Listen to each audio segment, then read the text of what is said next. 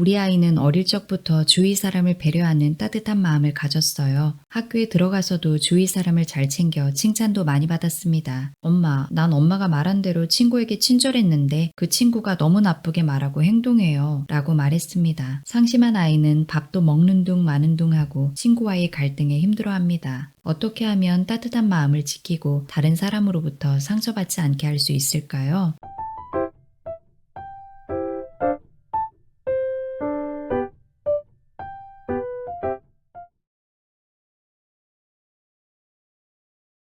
아이를 키우다 보면 착하게 행동해 라는 말을 자주 하곤 합니다. 아이가 자라서 이기적인 사람이 될까봐 사회 규범을 가르칠 때 아무 생각 없이 입에서 나오는 말일지도 모릅니다.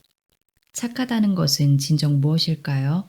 사전에서는 마음씨가 곱고 바르며 상냥하다고 설명하고 있습니다. 부모는 아이에게 어떻게 행동하기를 바라고 있나요? 아이들은 착하게 굴어 라는 메시지를 부모에게서 듣고 순종적인 태도를 보이면 칭찬을 받습니다. 반대로 공격적이고 자기 주장이 강한 성향의 아이에게는 종종 눈살을 찌푸립니다. 하지만 지속적으로 전해지는 착해야 한다는 메시지가 아이의 심리와 행동에 영향을 준다는 것을 알아주세요. 아이에게 절대 남에게 친절하라 라는 말을 해서는 안 된다는 뜻이 아닙니다.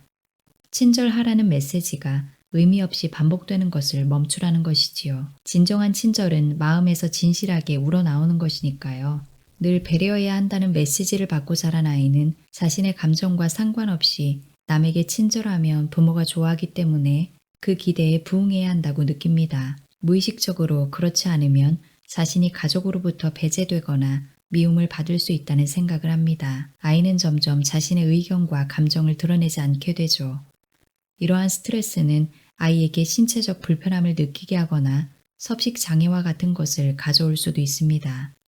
아이에게 자신이 수용할 수 있는 범위를 명확히 해두고 친절을 베풀라고 가르쳐야 합니다. 그렇지 않으면 아이는 자신의 정체성과 씨름하게 됩니다. 그에 따른 압박감을 느끼고 감정을 억누릅니다. 겉모습만 봐서는 더할 나위 없이 완벽한 모습인 아이가 마음은 속으로 골마 병들어 버리기 전에요. 이렇게 해보세요. 첫 번째, 아이가 상대를 수용할 수 있는 경계를 정하고 누구도 그 선을 넘으면 안 된다고 말해주세요. 아이와 정서적으로 깊게 대화를 하거나 그림을 그리며 경계를 적어보는 것도 좋은 방법입니다. 감정을 정확하게 식별하고 이해하고 반영하는 것을 배울 수 있어요. 아이에게 어떠한 행동을 할 때 드는 감정의 단어를 익히고 불편한 감정이 드는 건 언제인지 생각해 보게 합니다. 분노, 슬픔, 기쁨과 같은 감정의 단어를 보다 깊고 풍부하게 찾아보세요. 큰 도화지를 반으로 나눠 내가 수용할 수 있는 감정, 상황과 그렇지 못한 것을 분리합니다. 그리고 상황을 예로 들며 어떤 감정이 느껴지는지 아이와 토론해 봅니다. 아이가 수용할 수 있는 것에 친구가 자신의 물건을 허락 없이 빌려갔을 때를 적고 수용하지 못하는 것에는 자신을 험담하는 것을 적을 수 있습니다. 아이마다 다르겠지요. 자신이 정한 경계를 상대가 넘었을 시에는 정확하게 싫어라고 말할 수 있도록 아이에게 연습시켜 주세요. 두 번째, 친절과 배려는 마음에서 우러나와야 해요. 부모가 무분별하게 착해야 한다는 메시지를 주었다면 잠시 멈추고 아이의 감정을 의도적으로 억누르지 않도록 하는 것이 중요합니다. 무의식적으로 부작용을 일으키지 않도록 말이죠. 지금 겉으로 보이는 모습은 아이의 감정적 상태와 같지 않을 수 있습니다. 아이가 느끼는 감정은 아이의 것입니다. 남을 배려하는 친절도 감정에서 우러나와야 하는 것이기에 부모나 다른 사람을 위해 마음에서 나오지 않는 친절을 베풀 필요가 없다고 알려주세요. 모든 사람에게 착한 아이가 되기 위해 남에게 과하게 친절을 베풀지 않도록 말이죠. 저희 큰아이는 지나치게 배려하는 성향이 있어요. 큰아이는 어릴 때부터 컴퓨터와 같은 기계를 유독 좋아했어요. 어느 날 학교에서 컴퓨터 시간이 되면 자기에게 주어진 과제를 마치고 다른 친구들의 과제를 대신하고 있었다는 것을 알게 되었습니다. 아이의 담임 선생님이 친구를 잘 도와주고 배려하는 아이예요. 하지만 과하게 친절합니다. 그것이 때로는 다른 친구의 배울 수 있는 기회를 빼앗을 때도 있어요. 친구가 도움이 필요하다고 하면 도와주라고 말해주세요 라는 조언을 들은 기억이 있습니다.